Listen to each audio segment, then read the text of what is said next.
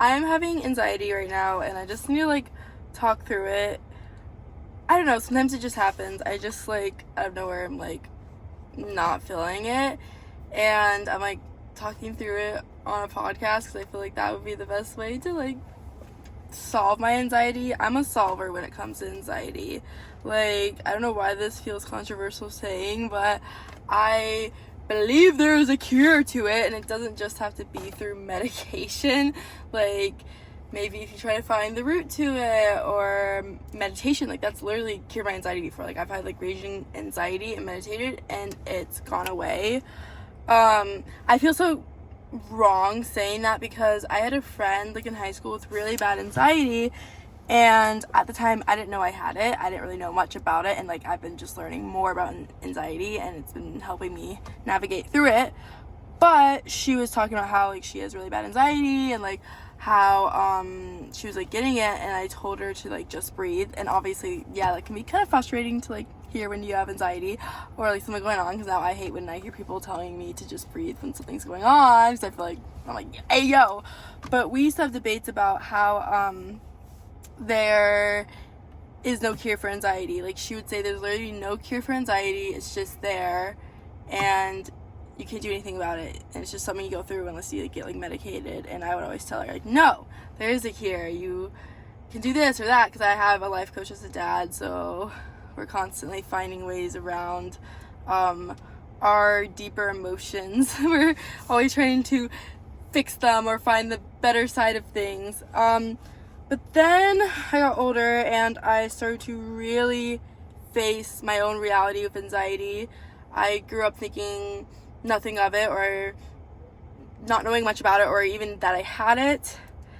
And then, like, I was running into situations, more so, like, sort of public situations, where I would be in a group of friends. This is when I was a freshman in college, and I would, like, talk to people, then I would overthink everything, and I'd think something was wrong with me, and I just, like, would go into this, like, rabbit hole of shame with my, like, thoughts and feelings, and I just thought it was normal. Like, I was always operating in that way, but since I was, like, in college, and I was kind of, like, forced to just always be around people, because I used to just always isolate myself. I need some AC, because my phone will literally overheat and then just turn off the podcast, because it's like 113 degrees in here.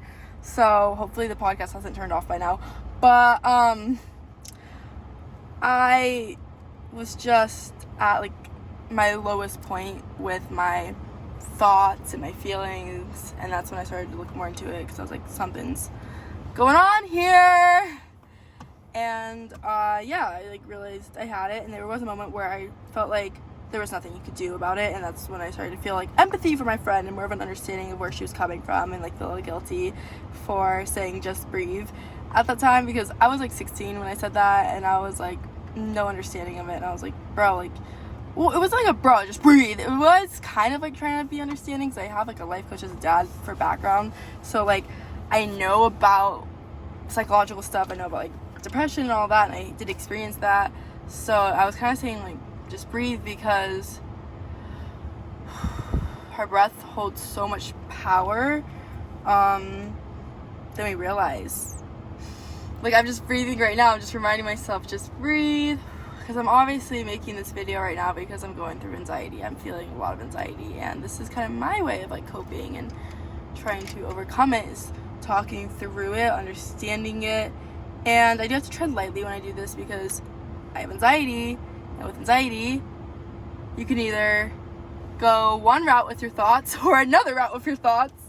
So, not saying the, like, understanding the anxiety or coping with it or talking through it mechanism is always the best one, because sometimes when I'm doing that, I'm just, like, overthinking things, and then being like, well, maybe I have anxiety, depression, disorder, bipolar disorder, and then, like, I'm like, oh, I probably have health issues. So yeah, just, you know, I'm trying to just learn what I can do for where I'm at, and not pressure myself, or be like, I have to heal my anxiety, and do any of that annoying life coach stuff, because that's why I also, like, I hate saying my dad's a life coach, because what it's turned into on social media, like, being a life coach, or, like, the self-help world, or the buy my program people on YouTube and all that, it's just, I don't know, it's a little too messy, and sometimes things just need a little simple down. Like right now in my car, I'm like, okay, I'm feeling a little anxious.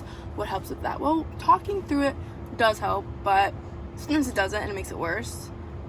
So I'm attempting at podcasting it, but I don't know if that will make it worse, because I'm also having anxiety about this podcast. And today I got a comment, and it wasn't even like a really like hate comment. Like, you know, before this podcast, I used to get hate galore, and it was like intense, but I would like invoke the hate. I would do content knowing I would get hate. This is like me taking the transition into doing more like authentic Brianna content, like really just talking through my feelings, and like I'm being like really vulnerable on this ish. Like I be feeling things and I'm just recording it. Like I'm a little too comfortable on camera. I'm literally just recording my inner dialogue with no filter. And you know, I uploaded my first car podcast episode, and I've just been feeling like lingering anxiety since then. So I'm like, whoa, I'm being like really vulnerable. Like I didn't have any filter or like any thought through process of what I was gonna say. I was just letting everything spill, and that's just how I've always been. I just let things spill. But putting on the internet has always been my dream, to just let things, you know, just show you all my world, show you guys my thought process. This is what I think right now in the moment. And that's just that. Like I always wanted to do something like that, just being pure and authentic and vulnerable, because I feel like we don't get a lot of that. But as I'm doing it, I'm just feeling like a lot of shame, because, you know, sometimes I'll be in moods and I'll like feel away, then I'll talk about it, and then maybe I'll get out of that mood or get out of that era, and then I'm not feeling like that anymore. But that's how I felt in the moment.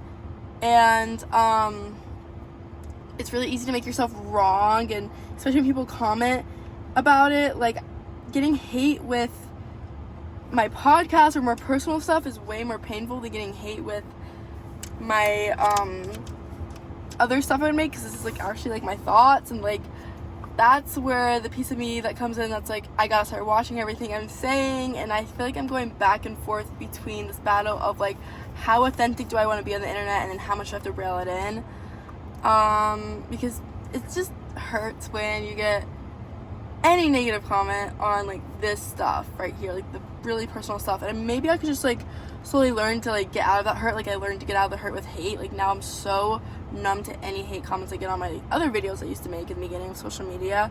So I think that will just slowly unfold. But yeah, this has been my podcast.